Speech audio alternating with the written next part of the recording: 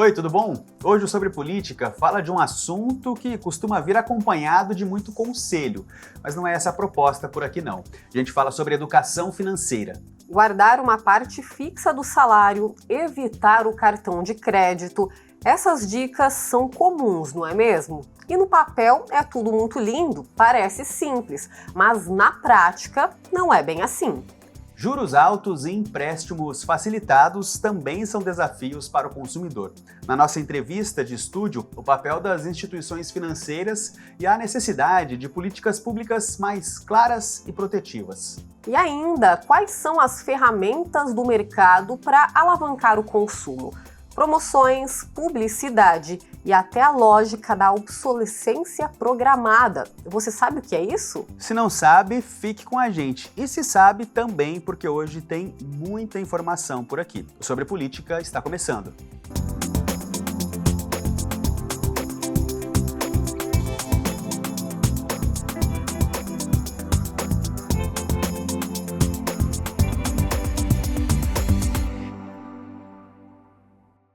Quando a gente fala de educação financeira, logo vem à cabeça aquela ideia de economizar de qualquer jeito, a qualquer custo, ou então até abrir mão de prazeres para garantir um futuro mais estável, né?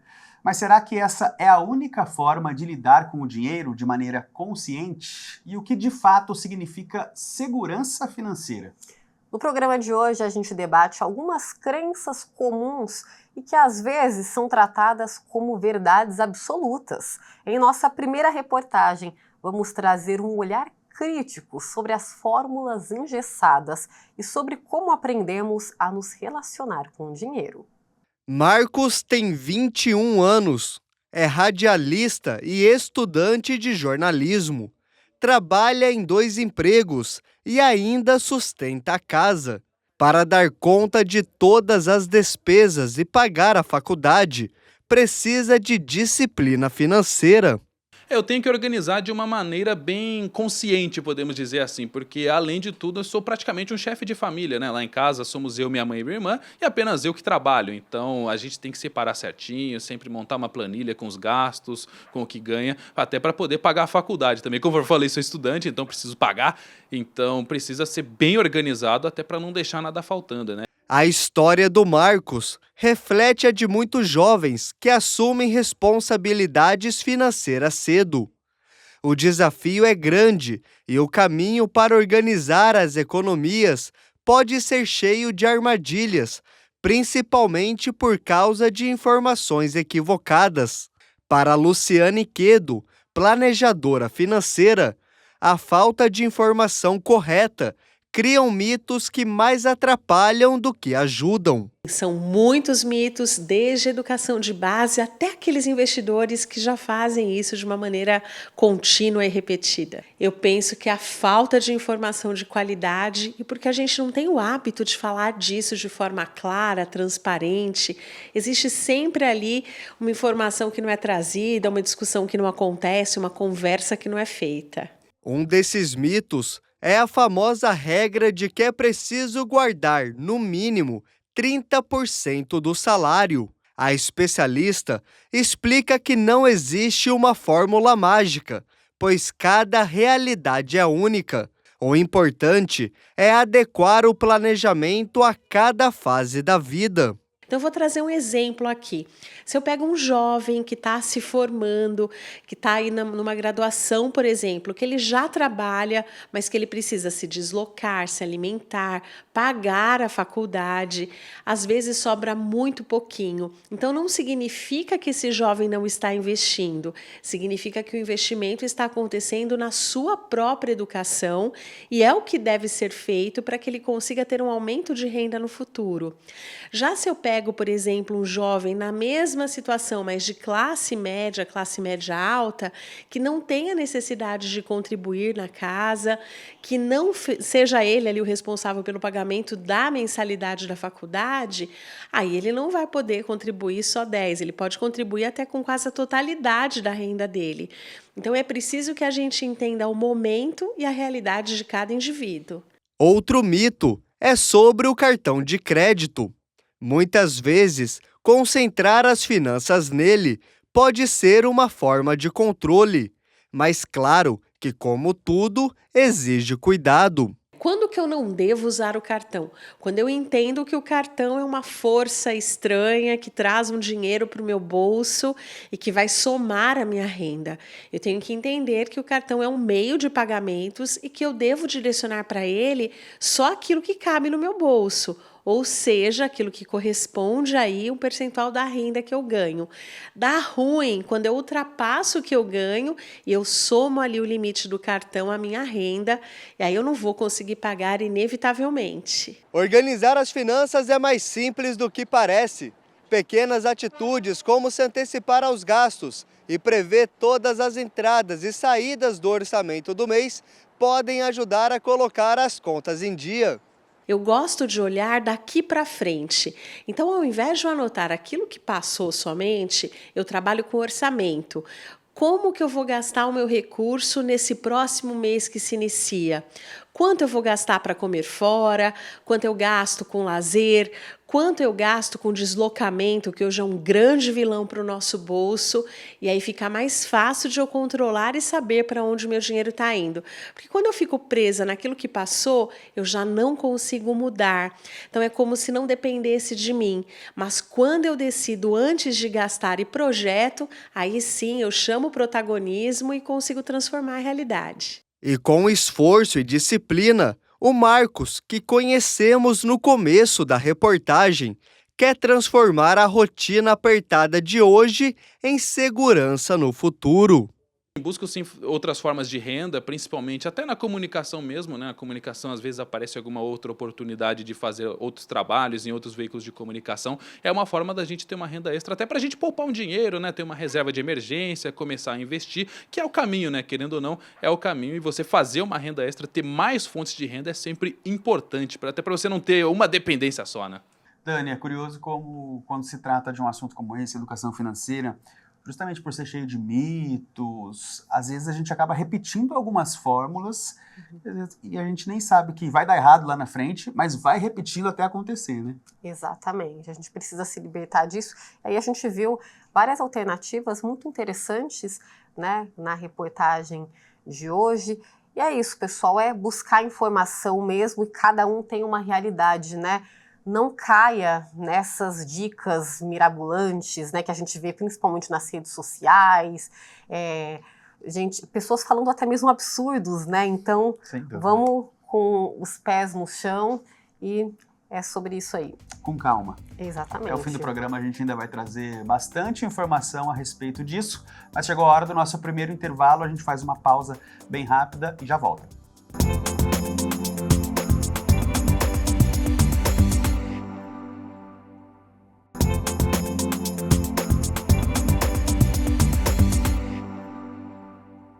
Estamos de volta com o Sobre Política, hoje falando a respeito de educação financeira, dinheiro no bolso, né, Dani? E se por um lado a educação financeira é fundamental para entender como lidar com o próprio dinheiro, por outro, existem mecanismos mais amplos e muito menos transparentes que têm impacto na vida de quem consome. Eu estou falando dos juros cobrados pelos bancos, da facilidade de um empréstimo e da dificuldade, muitas vezes, de entender um contrato. Pois é, e na entrevista de hoje a gente fala sobre o papel das instituições financeiras, a necessidade de regras mais claras e do combate ao assédio pelo crédito. A gente vai receber aqui, portanto, o especialista em investimentos, Vinícius de Ávila. Seja muito bem-vindo, Vinícius. Obrigado, gente. Tudo bem com vocês? Tudo jóia. Vinícius, é exatamente isso, né? Tem um assédio muito grande ao crédito. E aí a gente percebe que justamente aquelas pessoas mais simples, de baixa renda, são aquelas que justamente por ter menos informações, acabam muitas vezes, né, caindo e aí se embolando, vira uma bola de neve. Hoje o crédito ele é presente na vida de todo mundo. O crédito ele está presente no Brasil em diversas modalidades, mas normalmente o crédito mais vendido, mais fácil de ser acessado é para a pessoa que tem menos conhecimento. Então, é natural que as instituições financeiras possam focar nesse perfil de pessoa, a fim de ter seu lucro ou a venda. O que precisa é a gente tornar a vida dessas pessoas mais rica em informação e o crédito mais responsável e o crédito mais atraente sendo mais barato, o crédito com mais facilidade de ser pago, com um nível de informação mais qualificado. E, Vinícius, por exemplo, hoje, além dos bancos, né, se a gente passear ali pelo centro da cidade, tem várias outras instituições financeiras que também oferecem linhas de crédito. O aplicativo ali de transporte, né, o aplicativo do motorista por aplicativo hoje também te oferece uma linha de crédito ali para um empréstimo. A educação financeira também tem que levar em consideração hoje essa demanda, na verdade, essa oferta tão grande de crédito? Precisa. O crédito, por lei, ele pode ser oferecido, não existe uma regulação que impeça o crédito de ser oferecido. O que precisa estar sempre claro é a informação, a transparência, o quanto essa pessoa está pagando. E o ideal para as pessoas é que tenham a educação financeira para poder se controlar, não acessar o crédito que elas não são capazes de pagar ou por questões que não são necessárias, e sim, às vezes, vontades pontuais que acabam sufocando as pessoas no momento do pagamento. Uhum. Vinícius, e pegando esse gancho da educação, né? A gente fala a educação financeira, a informação e também essa comunicação, ela precisa ser mais transparente, né? Porque ainda é uma linguagem muito difícil de ser acessada. Isso eu falo pela maior parte da população, não só pessoas muito simples que muitas vezes, né, não conseguem ali interpretar, mas precisa ser uma comunicação de fato mais efetiva, mais clara. A gente está pecando nesse sentido também, né? A gente precisa ir na contramão disso. Exato. Hoje, o que por lei é solicitado às instituições financeiras é que as pessoas tenham acesso ao custo total de um crédito oferecido, o que não necessariamente as pessoas entendem, porque às vezes está lá que ela vai pagar X% de juros, mas ela às vezes nem sabe o que isso significa no dia a dia, ela simplesmente pensa que vai poder pagar. Mas uma coisa que interfere muito na vida das pessoas, eu vejo a importância da educação financeira, é que muitas vezes as pessoas não estão preparadas para imprevistos, não tem uma organização no orçamento que facilite o pagamento de uma dívida, e às vezes a pessoa interpretando que pode pagar, ela se equivoca e surge imprevisto na vida de todo mundo, seja da pessoa mais rica do mundo e a mais simples. Então o ideal é que as pessoas estejam preparadas para imprevistos e no caso de tomar um crédito, que também busque as informações adequadas, e por parte da instituição financeira não existe tanta regulação. O que precisa é só deixar claro as regras de juros e outras coisas, mas que nem sempre essas coisas estão no vocabulário de todo mundo. Então dificulta da mesma forma e cria problema da mesma forma. Então, para a gente trabalhar um pouco na prática, né? Quando a pessoa se deparar ali com uma necessidade, o que ela deve levar em consideração e que tipo de informação ela deve ter em mãos na hora de tomar uma decisão por um empréstimo, enfim, na hora de usar esse tipo de ferramenta? Eu acho importante as pessoas, em primeiro lugar, ter uma organização financeira um pouquinho mais sofisticada, um pouquinho mais regrada. Então, saber exatamente quanto se ganha, quanto se pode gastar. Então, se a gente souber mais ou menos quanto a gente tem de gastos fixos ali no mês a mês, a gente já sabe quanto vai sobrar para a gente usar com outras coisas que a gente gosta, como um passeio ou coisas do tipo. Quando a gente vai contratar um crédito, seja pelo motivo que for, o ideal é que a pessoa saiba quanto ela pode pagar no mês a mês sem se embolar, né? E quanto a crédito, o ideal é que a pessoa tenha uma base de comparação que simule esse possível crédito em diferentes instituições para saber quanto cada uma delas cobra por esse capital, e saber se ali está existindo algum juros abusivo ou algum problema que ela não vai conseguir arcar ou não consegue entender, pelo menos. Uhum.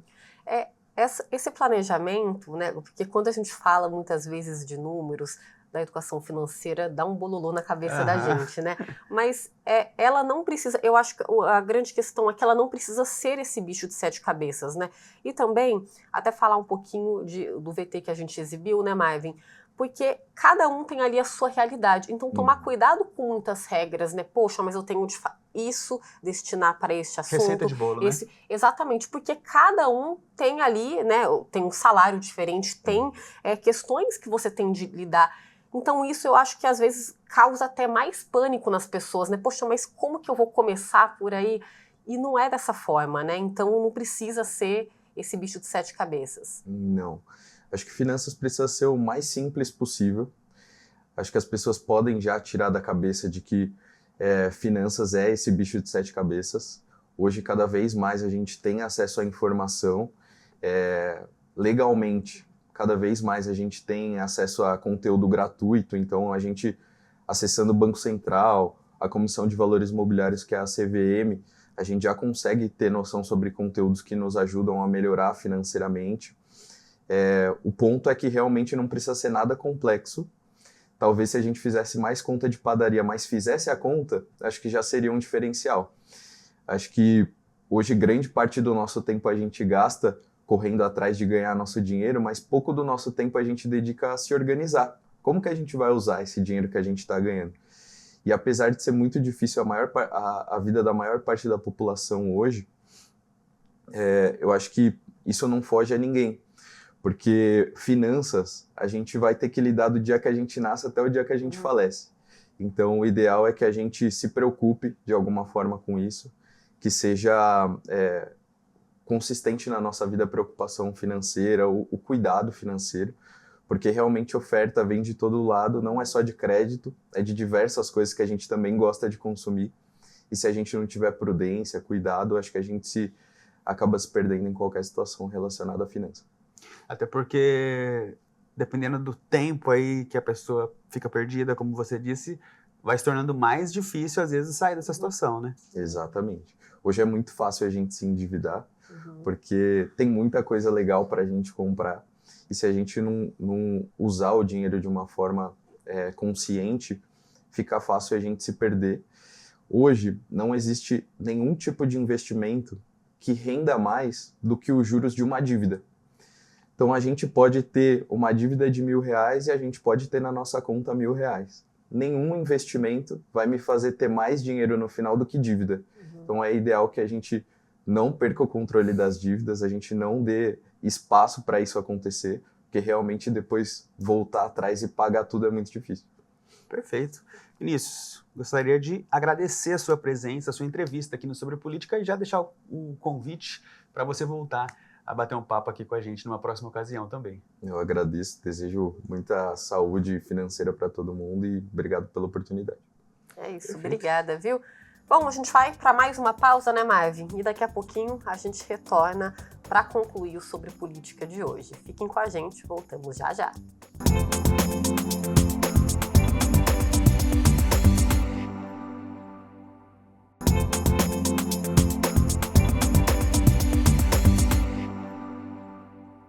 Estamos de volta com o Sobre Política e me diz uma coisa, você já percebeu que a gente fala de dinheiro como se fosse só uma questão de números? E você já parou para pensar que às vezes, quando a conta não fecha, a gente também paga um preço emocional por isso? É isso mesmo, a pressão para pagar as contas, manter um padrão de vida e ainda pensar no futuro tem consequências, gente, como ansiedade, insônia e até mesmo culpa, né, Marvin? Exatamente. E olha só, essa sensação não é individual, não. Como a gente vem falando aqui, grande parte da população brasileira está endividada. Ou seja, a insegurança financeira é coletiva, mas os impactos emocionais, cada um carrega o seu. Para entender melhor essa relação entre dinheiro e saúde mental, a gente conversou com um especialista no assunto. É o mesmo mecanismo que eu entendo psicológico da reação da compulsão com alimento, da compulsão por compras, da compulsão por jogos, é o mesmo mecanismo. Então, sim, com certeza, o fator da sua segurança financeira, da sua saúde financeira e da sua relação também com o dinheiro, ela com certeza impacta e muito numa questão psicológica. Eu até vejo que eu como psicólogo, né, a gente trabalha com a questão de relacionamentos, né? Relacionamento pai, filho, marido e mulher, mas também sua relação com a grana, digamos assim, né? É o dinheiro, né? Qual é a sua relação com o dinheiro? Sua relação com o dinheiro é saudável? Como é que você veio de um histórico social de dinheiro, né? Como é que isso é construído para ti? Também atendo pessoas que estão em situação de vulnerabilidade financeira, então sim, é um fator agravante para a saúde mental, com toda certeza. A saúde financeira, o seu status financeiro, como é que você lida com o dinheiro, seus gastos, suas finanças, e disso também, isso da falta de dinheiro também vem outros problemas conjugais, familiares. Se o dinheiro é para trazer suporte, acolhimento, é para trazer subsistência para sua vida. O dinheiro não pode ser a centralidade da sua vida. Como é que é a sua relação com o dinheiro? Você já teve a sensação de que precisava comprar alguma coisa que nem sabia que existia há algum tempo atrás? Isso não é por acaso. A publicidade, principalmente aquela que alcança crianças e jovens, é construída à base do desejo. E esse desejo pode vir disfarçado de felicidade, de status ou de pertencimento, por exemplo.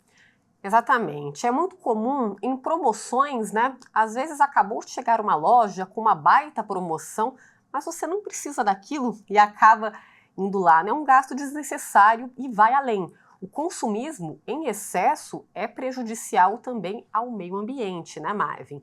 Vamos acompanhar então na reportagem a seguir, porque a gente investigou os mecanismos que incentivam o consumo, como o peso das promoções e a pressão social, além da busca por aprovação.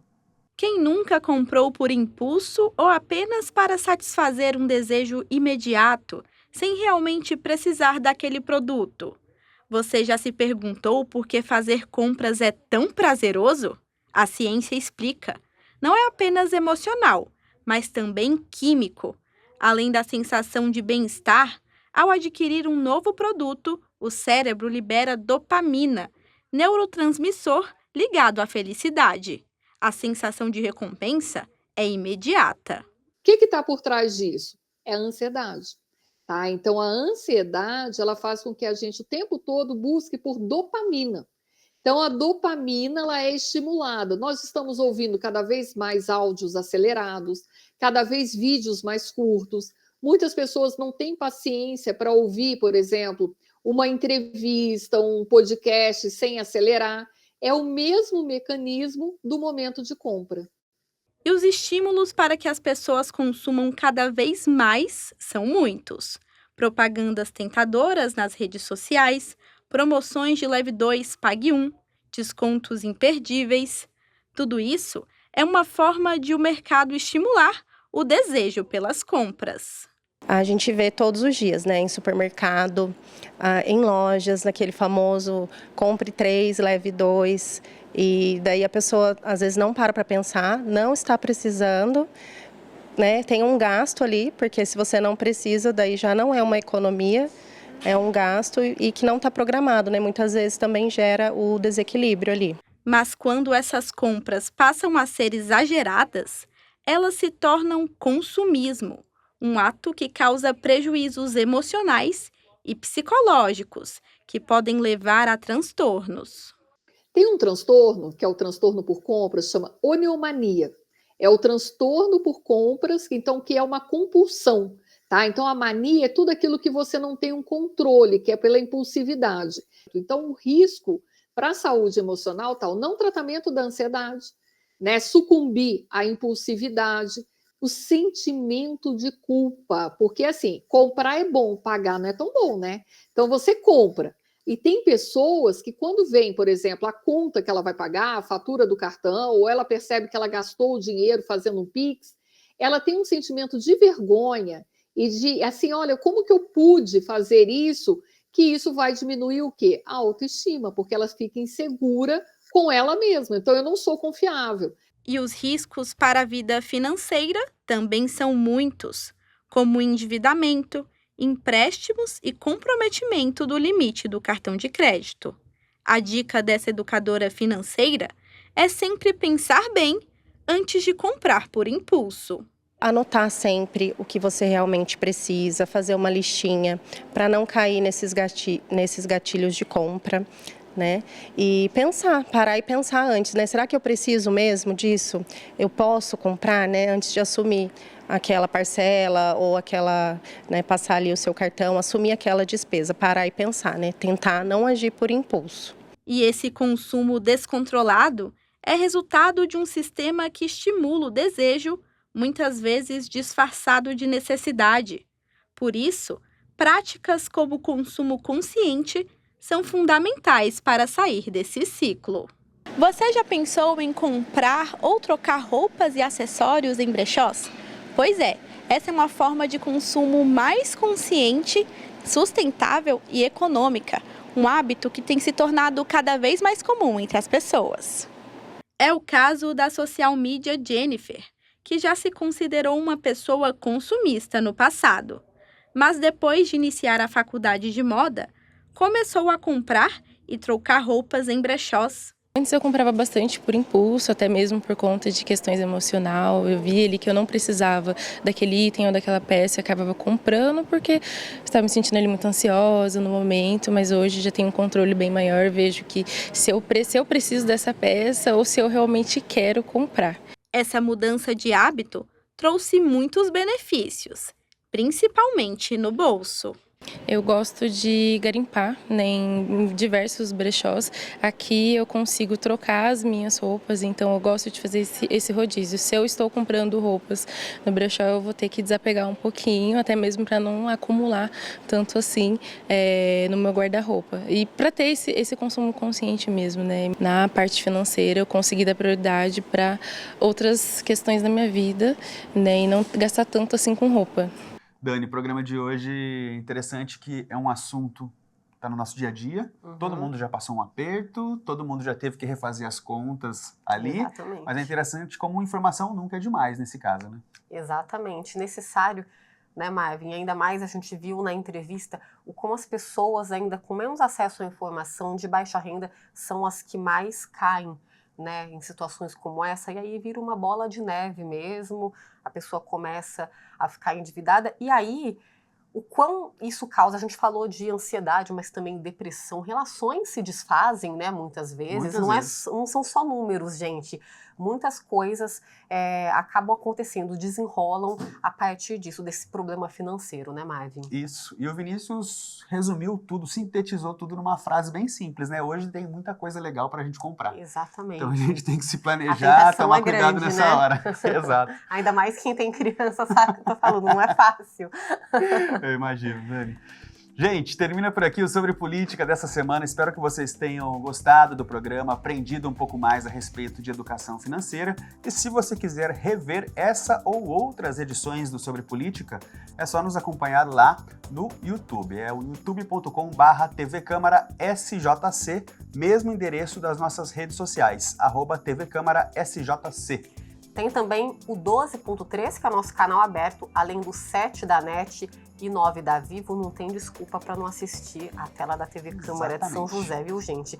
Compartilhem, esse é um assunto de interesse público, manda para todo mundo, que vai ser um debate, uma resenha muito interessante, né? Aí no grupo de amigos. A gente fica por aqui, semana que vem estamos de volta. Até mais! Tchau, tchau!